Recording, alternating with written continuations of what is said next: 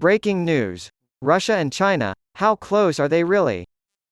50 years ago, President Richard Nixon visited China in an effort to keep the two superpowers from growing too close to one another.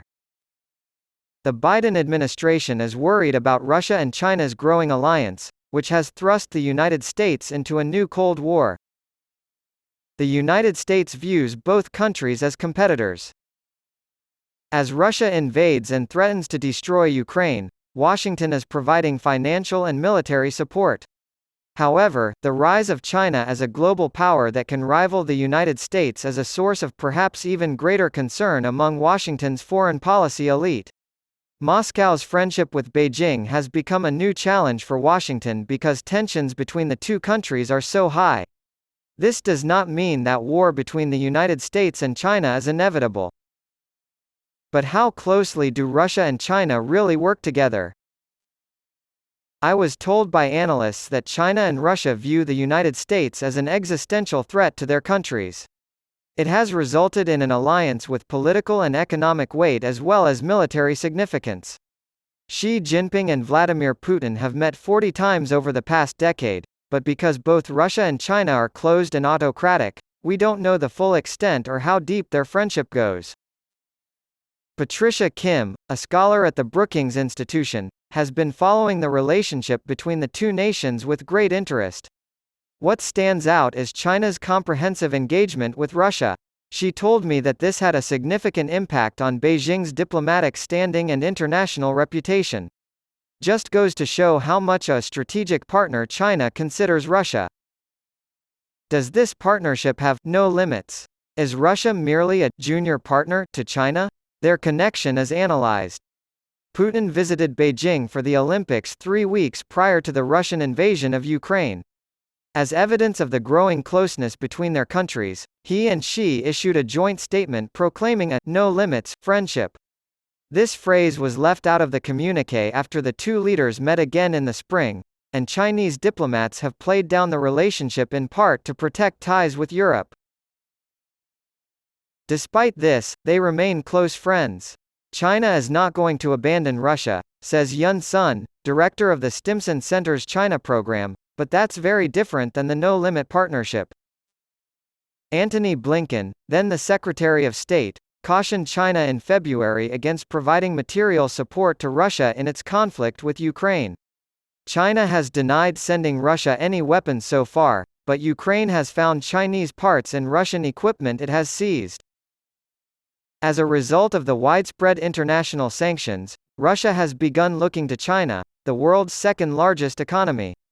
According to Sun, the economic relationship between the two has become definitely closer since the outbreak of war in Ukraine. There was a 40% increase in trade between the two countries in the first half of this year, with a total of $93.8 billion. In particular, semiconductors are one of China's most valuable exports, with the Wall Street Journal reporting that integrated circuit shipments to Russia were valued at $179 million in 2022, versus just $74 million in 2021. This is a one-sided deal. Only 2% of China's exports went to Russia last year, but both countries are interested in doing business with the other. Ivan Konopathy, an analyst at the CSIS think tank, has stated, "What China wants from Russia is energy and military technology, and something to distract America, of course." For the time being, it appears that China and Russia share a number of strategic interests. One distinction is shown by the limited extent to which China backs Russia in its war in Ukraine. Another reason is that China sees India as a rival but Russia is still a close ally, and seller of weapons, to India. Furthermore, China and Russia use different methods to project their power abroad. The idea that Russia is China's inferior partner has gained traction in recent years. Former National Security Council member Konopathy claims that senior Trump administration officials used the junior partner framing in their speeches to insult both nations. He explained that China's claim of developing country status was one reason it didn't want to be seen as the more dominant partner. "We also anticipated that Russia would take offense to the implication for pride's sake. Therefore, labeling them as such was an attempt to sow discord in their friendship." Russia may be seen as a subordinate partner in some respects, particularly in the areas of economy and increasing international isolation. However, Carnegie Russia Eurasia Center Director Alexander Gabuev argues that it is more accurate to view each country as an independent actor with significant influence. When possible, China will take advantage of Russian actions. The Russian government's international actions are like a devastating typhoon. It is outside of your control. You can adjust to it and even profit from some of the consequences. In the Sinica podcast, he elaborated on how wind farms could be located near the storm's periphery to generate power. The pragmatism of the Chinese is at the heart of this issue. There is a shared alignment of many interests, and that is growing, Gabuev said to me. Russia and China have a close relationship that goes beyond the aid they give each other. It's possible that the threat posed to China and Russia by a global economy dominated by the United States and the military primacy of Washington as global police officer is greater than has been openly acknowledged. Much of this predates the tenure of Vice President Joe Biden. This dates back to George W. Bush's presidency, when he took a regime change approach to fighting terrorism around the globe. Professor at Georgetown University Daniel Nexon said, "The United States adopts this policy in Iraq and Afghanistan, and it is one that nobody really knows the limits of a prerogative to engage in forcible regime change and militarized democracy promotion." Russia claimed that the United States was planning color revolutions in the countries that were formerly part of the Soviet Union. Obama's backing of the popular uprisings that toppled Middle Eastern autocrats in 2011 and his subsequent interventions in Libya and Syria shook the Chinese government in a similar way. Despite what the United States says, there is a notion that the U.S. is just kind of hostile to their regimes, Nexon told me. The United States' general lack of legitimacy in the eyes of the people is likely to blame. And it will act in ways that endanger the regime.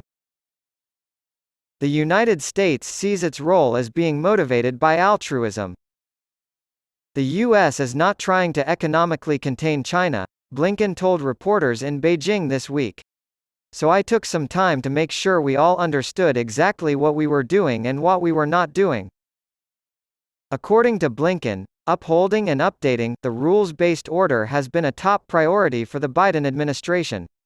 Many nations, including China and Russia, hear hypocrisy when the United States uses this term to describe the balance it seeks in the world. It sounds really good to us and our closest allies, Kanapathy said to me. However, our closest allies are on board already, so that's not an issue.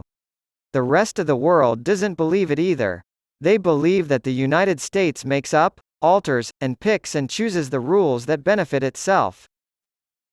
The repercussions of this on U.S. relations with other countries. Almost all analyses of current U.S. foreign policy center on the potential for conflict with China. Rather than rational debates on how to solve global crises, the hasty conversations happening around how Washington should react to Beijing seem to be setting up the U.S. for a situation of war. The United States' global leadership role must be about more than just containing China. This is related to the larger Ukraine-related Western versus non-Western debate. Many major and intermediate powers are reluctant to take sides. A Brookings Institution expert, Kim, has argued that the United States policymakers should consider why Chinese and Russian accusations of Western hypocrisy and hegemony resonate in many parts of the world and to how they might address these grievances. They see each other as vital partners in essentially eroding what they see as a Western-dominated global order, she said. As Russia's war in Ukraine drags on, the confidence Russia has in China could serve as a check on Moscow's power. China's potential to play a more positive role has been acknowledged.